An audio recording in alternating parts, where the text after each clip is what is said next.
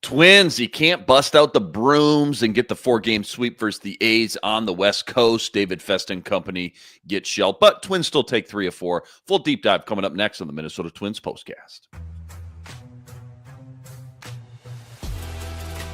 This is the Twins postcast, your instant game reaction for the Minnesota Twins.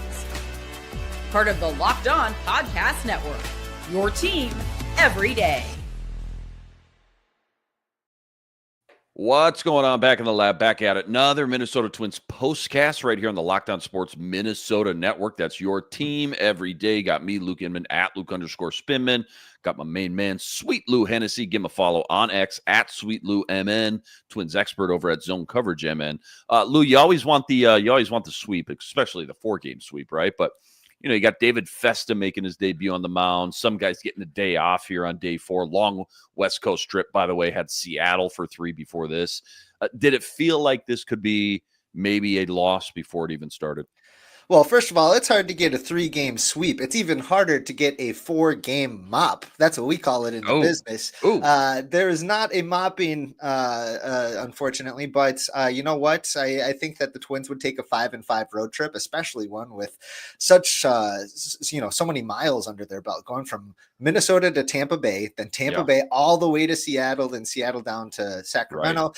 That's a long, arduous road trip, and playing a couple good teams in Tampa Bay and Seattle, and luckily they were able to feast a little bit on the A's here. But the fourth game definitely had a little bit different vibe. What did the A's end at here? I mean, what was it like? They lost 22 of 23 in a row, something like that, before this one wraps up here right now. Yeah, it was something dark like that. I want to say something about during that terrible stretch that they're on, they've been outscored by 100 runs or something like that. It's been very tough for the West Sacramento Athletics, as they were. Sounds like my Tuesday beer league softball team, man. Yeah, there we go. But hey, we have fun. That's what it's all about. David Festa back on the mound. What's the new rotation look like? Gotta get your input, your 2 cents, your knee-jerk reaction on Pablo. He's going to be out the next 2-3 months. Plus, we'll do a preview of the Blue Jays series this weekend as well. But first, quick reminder, today's episode brought to us by Game Time. Game Time, download the Game Time app, create an account, use code LOCKEDONMLB for $20 off your first purchase. All right, so full disclosure, full transparency, I should say. Twins getting shelled right now. This one's still active, okay? It's in the 7th inning. 12-3 is your score. We figured we'd start a little early today due to some time constraints. Again, a little recap, though, up to this point. End of a long West Coast trip. Game 4 versus the A's, trying to bust out the mops, as you mentioned. David Festa on the mound. Rough day for him, unfortunately. 6 hits, 8 runs, just 3 2/3 inning. In comes Alcala, somehow just as bad, if not worse. Records just 1 out, gives up 3 more runs. And all of a sudden, you look up, it's a lot to a little real quick. Matt Wallner got him on the board with the solo home run. That made it 12-1, but still feels like this one's going to end in a blowout. In game 4, 34-28 will be their record now on the year, 6 games above 500. What was your biggest takeaways up to this point, kind of your 8 topics? I guess just what stuck out the most. I think we were hoping for a little more from David Festa, but maybe, I don't know, maybe we were putting a little bit of extra pressure on him. He was somebody who was planning to make a AAA start today. He didn't find out he was going to make the trip until he woke up here. So the fact that he was able to get there and get in game shape, maybe he would have liked an extra day. Maybe it would have been better for him to wait until Friday and just meet the team back in the Twin Cities. But instead, they decided that maybe it would be fruitful to have Joe Ryan and Bailey Ober and Chris Paddock get an extra day of rest, which I could definitely see the logic behind that, because like you said, with Pablo Lopez extended absence on the horizon here, they're going to need those 3 to be healthy and effective for the coming months here. So giving them some extra rest might be smart. Unfortunately, it came at the expense of young David Festa. Yeah, I do want to pick your brain a little bit more about the new rotation, what everything looks like in segment 2. But any positives we can take away, as rough as this day was for David Festa? 6 Ks. I mean, was there anything that was working good or looked good, I guess, from David Festa that we can maybe build off, despite how bad this looks in the box score and in the paper? So an exciting development for David Festa in the first couple months here in the minor leagues is that he's been using this power sinker a lot. And you saw it today. He wasn't getting strike calls with it, but he was sitting at the bottom of the zone with that, with a ton of just arm side action. You could see the raw stuff that makes that pitch so exciting. Now he needs to get those calls. And if he's not getting those calls, he needs to make an adjustment to his repertoire. But I do think that if he starts getting those calls and starts getting more precision with that sinker, he could be really exciting. And you saw it, like you said, 6Ks and his brief little outing here. Let's just jump into it. I teased it, maybe segment 2. Let's just jump into it. How are you feeling about the new rotation now? Because it feels like it all looks drastically different, and not for the better. All of a sudden, the last 24 hours, found out Pablo's going to be out 2 to 3 months, same injury as Joe Ryan, and we saw what that did to this team towards the last 2 months of the year. We just saw David Festa, what he looked like against not a very great elite lineup, right, in the A's that are struggling. Simeon Woods-Richardson started the year, but he got demoted already. I guess luckily Joe Ryan, Bailey Ober, they've been your foundation, right, Mr. Consistent. And Chris Paddock has looked terrific as well, but it's still a bit worrisome, is it not? Like 1 to 10, I guess. Where's your panic meter with the new starting 5?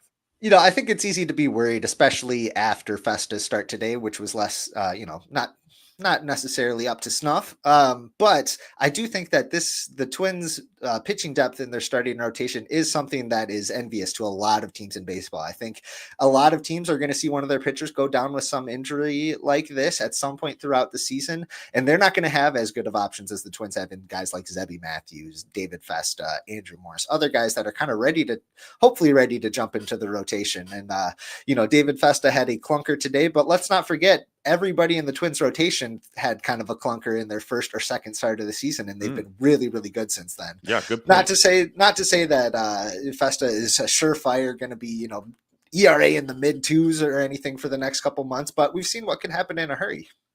Heard it here first. Sweet Lou Hennessy, David Festa will have a under 2 ERA from here on out. There we go. Plenty more deep dive. I want to ask you about some more Twins prospects according to ESPN and The Athletic. That's all coming up right after this. Quick reminder, today's episode brought to us by FanDuel. FanDuel, America's #1 sportsbook and official sportsbook partner of the MLB. Right now, FanDuel is giving you a chance at a monster return, $200 in bonus bets guaranteed when you win your first $5 wager. Why I love FanDuel, you get the hunch in the middle of the game. You go check out the latest stats. You can view live play-by-play and so much more, all on the same page where you're placing your bets. Again, $200 in bonus bets guaranteed when you hit your first $5 bet. Go check it all out over at FanDuel.com. Get in some MLB future action while you're there. Twins sitting at plus 150 right now to win that AL Central. All sitting up over at FanDuel.com. Again, check it all out over at FanDuel.com and get $200 in bonus bets guaranteed when you win your first $5 bet. FanDuel, America's #1 sportsbook and official sportsbook partner of the MLB. All right, before I ask you about some Twins prospects, nerdy stat of the day, any crazy stat, fun analytic, Twins related today? Yeah, so one little bright spot that the Twins had today was Mr. Matt Wallner hitting a first pitch slider for a home run. Matt Wallner is definitely not known as somebody who's very successful with the first pitch of an at-bat. He has put just 23% of his swings in play on the first pitch of at-bats since debuting in 2023. That's the lowest in all of baseball in that time. Wow. So that you can see why somebody would go in there and put a little, excuse me, just a put me over slider, but he was ready for it today, and he made the most of it with a solo shot. And here's hoping that there's a few more of those left in that bat from Matt. Yeah, no doubt. Love to hear that, especially stories like that when things start to balance itself out, because there's just no way you would think players, whether it's the pitcher or the hitter, don't start to make some serious adjustments after a couple months like that. We talked to Theo the last 2 nights. ESPN came out with each team's top 10 prospects. I was curious about the pitchers, given the Pablo Lopez news. Sure. He mentioned Charlie Soto, who's number 4 on ESPN's top 10 Twins prospects. Wasn't even in his top 10. He's just not as high on him, just because, and it made sense, his breakdown. He's so young. It always worries him seeing, the young kids throw this hard, this early, knowing you need some longevity, right? If you're going to have a long haul, a solid 5, 6, 7-year career in the bigs, which made sense.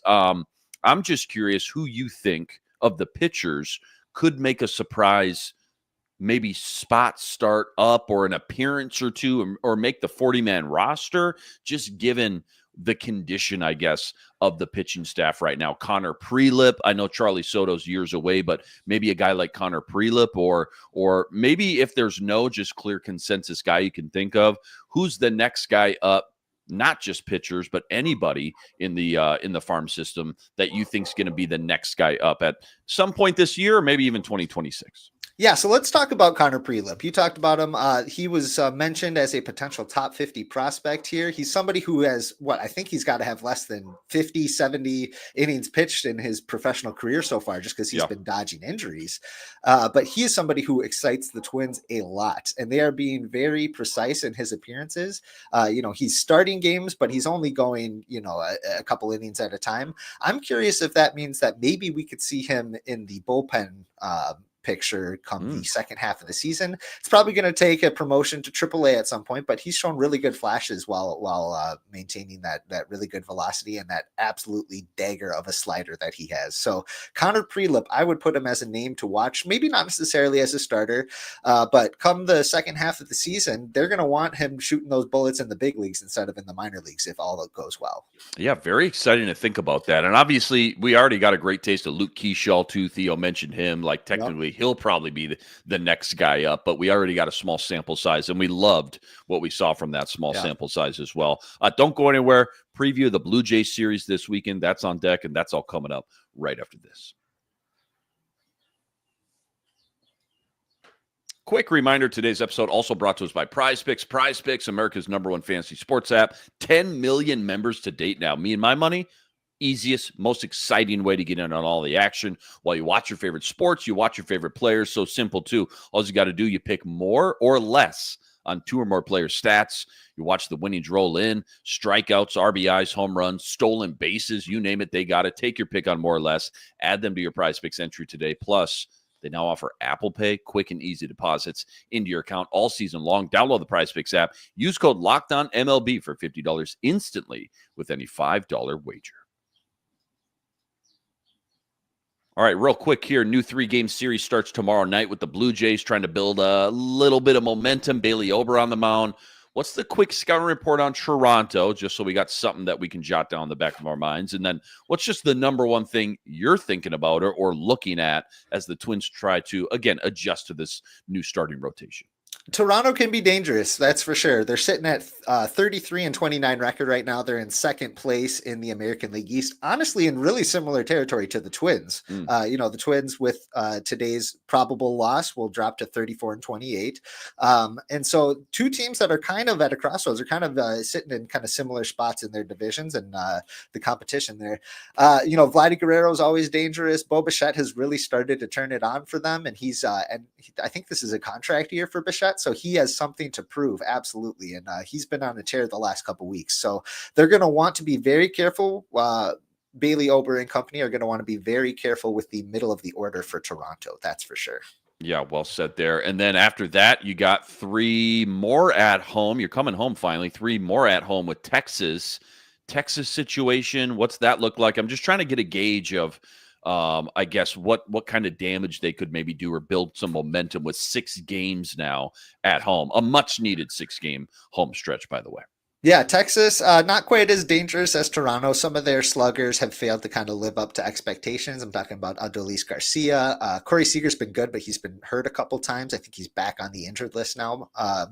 They had a third baseman, Jake Berger, who was a big trade acquisition, who got sent to the minor leagues for a little bit of a reset. So we might be catching Texas at a decent time, but every series is going to be competitive for the Twins right now, it feels like.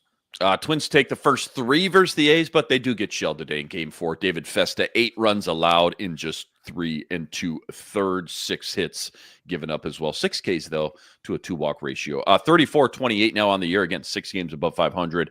Huge shout out to all you guys, though, all the everydayers out there that always make us your first listen. All you guys coming in the chat with us from game to game. Make sure you like and subscribe. Got to go check out Lou's work on X at SweetLouMN, plus all the work he's always putting up over at ZoneCoverageMN.com as well. I asked you a week ago, you were talking about a cool little piece you did. Anything new as of late I can go check out as well?